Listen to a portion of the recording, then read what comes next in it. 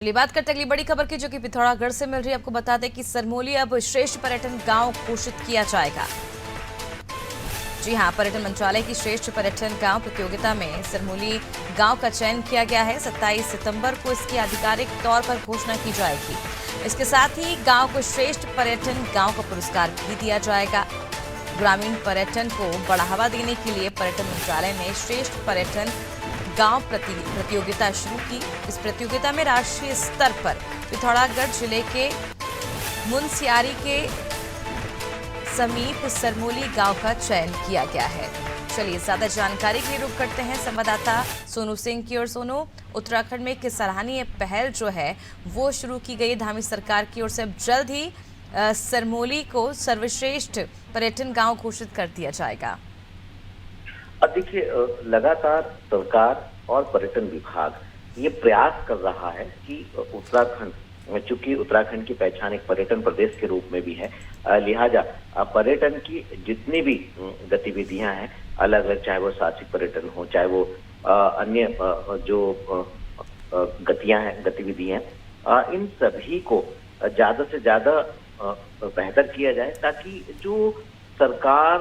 पर्यटन प्रदेश का सपना पूरा करने की प्रयास कर रही है वो सफल हो। और ये प्रयास जो सरकार के स्तर से किए जा रहे हैं, कहीं ना कहीं इसका असर अब हम देख सकते हैं कि जो पिथौरागढ़ का ये सिरमौली गांव है, इस गांव में को जब श्रेष्ठ पर्यटन गांव का दर्जा दिया जाएगा, तो कहीं ना कहीं जो और ग्रामीण क्षेत्र हैं उनमें भी इसकी प्रेरणा मिलेगी। और ये जब मैसेज और ग्रामीण क्षेत्रों तक पहुंचेगा, तो सरकार लगातार जो सीमांत गांव हैं उनको भी पर्यटन की चहलकदमी से बढ़ाने की कोशिश कर रही है। और जहां पर चाहे वो केंद्रीय गृह मंत्रालय के नियमों के तहत जो परमिट होता है, इनलाइन परमिट वो हो, या फिर इसके सरलीकरण पर भी सरकार कार्य कर रही है, या अन्य, तो हम ये कह सकते हैं कि जो ग्रामीण क्षेत्रों के पर्यटक स्थल हैं, जो क्षेत्र हैं, उनको कैसे और बेहतर किया जा सकता है, और कैसे ज्यादा से ज्यादा ग्रामीण क्षेत्रों में बाहरी क्षेत्रों के जो लोग हैं पर्यटन के तौर पर वो यहाँ का रुख कर सकते हैं, इस पर लगातार कोशिश की जा रही है। और एक तरफ अब चूंकि जब केंद्रीय पर्यटन मंत्रालय किसी प्रतियोगिता के माध्यम से जब किसी गांव को श्रेष्ठ गांव पर्यटन का दर्जा देता है, तो निश्चित तौर पर ये उत्तराखंड के लिए एक अच्छी बात है, राहत की बात है, खासतौर से उन ग्रामीण क्षेत्रों के लिए, उन ग्रामीण क्षेत्रों में परिवेश करने वाले लोगों के लिए जो कि पलायन की कगार पर है। तो ऐसे में कहीं ना कहीं ग्रामीण क्षेत्रों का पलायन भी रुकेगा, और आने वाले समय में जो पर्यटन है उसको भी बढ़ावा मिलेगा, और जो स्थानीय लोग हैं इनको भी कहीं ना कहीं रोजगार के अवसर जो है वो उपलब्ध हो सकेंगे। बिल्कुल, जिस तरह से अगर देखा जाए जिस प्रतियोगिता का आयोजन कर एक ग्रामीण पर्यटन को बढ़ावा देने की पहल जो उत्तराखंड सरकार की ओर से की गई है, अगर देखें सोनू, तो कई राज्यों में अमूमन हम देखते हैं कि जो ग्रामीण होते हैं अलग जिला बनाने का मांग करते हैं, लंबा समय निकल जाता है, उसके बाद भी जो मांग है वो जारी रहती है, सरकार पर निर्भर रहते हैं, और कहीं ना कहीं उनका उद्देश्य ये रहता है कि अगर अलग जिला घोषित होगा तो जो उसका विकास है वो तेज़ी से बढ़ेगा। क्या लगता है, क्या उत्तराखंड में जो प्रतियोगिता करके एक बड़ा उदाहरण पेश किया गया है, तो ऐसे में अन्य जो राज्य हैं उन्हें भी इस तरह से करना चाहिए, जिससे आने वाले वक्त में विकास जो है देश का वो तेजी से बढ़ सके ग्रामीण क्षेत्रों में ज़्यादातर?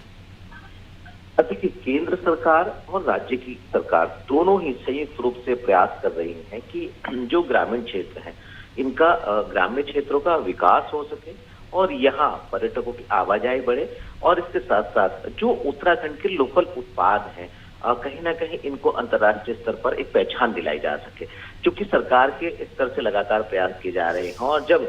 पर्यटन को बढ़ावा देने के लिए अगर कोई प्रतियोगिता आयोजित की जाती है और उसमें किसी जनपद के गांव को श्रेष्ठ पर्यटन गांव के तौर पर उसको प्रस्तुत किया जाता है, और उसके बाद पुरस्कार देकर के सम्मानित किया जाता है इस गांव के लोगों को, तो कहीं ना कहीं पर्यटन विभाग से जो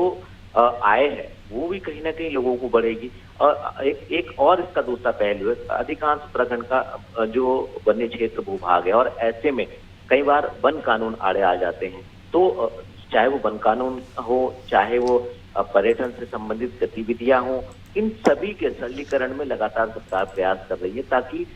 जो सीमांत गांव है वो भी उनका भी विकास हो सके, और जो सीमांत गांव में पर्यटकों की आवाजाही है उसको बढ़ाया जा सके। और यही वजह है कि केंद्र और राज्य सरकार लगातार जहां जहां पर कानूनी अड़चनें सामने आ रही हैं, इनका समाधान करने की कोशिश कर रही है। और हम उम्मीद ये कर रहे हैं कि आने वाले समय में जो सीमांत क्षेत्र हैं, जो ग्रामीण इलाके हैं, यहाँ पर भी पर्यटकों की चहलकदमी बढ़ेगी। निश्चित तौर पर कहीं ना कहीं इको टूरिज्म को बढ़ावा देने की भी लगातार सरकार कोशिश कर रही है, और इसके साथ साथ जो हेल्थ टूरिज्म है उसको भी बढ़ाने की कोशिश कर रही है। तो उम्मीद ये की जानी चाहिए कि आने वाले समय में उत्तराखंड के विकास के साथ साथ जो पर्यटक हैं, इनकी संख्या में काफी इजाफा देखने को मिलेगा। बिल्कुल, जिस तरह से अब एक और कदम जो है उत्तराखंड सरकार ने आगे बढ़ाया है विकास की ओर। देखिए किस तरह से पिथौरागढ़ जिले का अब सरमोली गांव जल प्रदेश का श्रेष्ठ पर्यटन गांव घोषित किया जाएगा। पर्यटन मंत्रालय की श्रेष्ठ पर्यटन गांव प्रतियोगिता में सरमोली गांव का चयन किया गया। 27 सितंबर को इसकी आधिकारिक तौर पर घोषणा कर दी जाएगी। इसके साथ ही श्रेष्ठ पर्यटन गांव का पुरस्कार भी दिया जाएगा।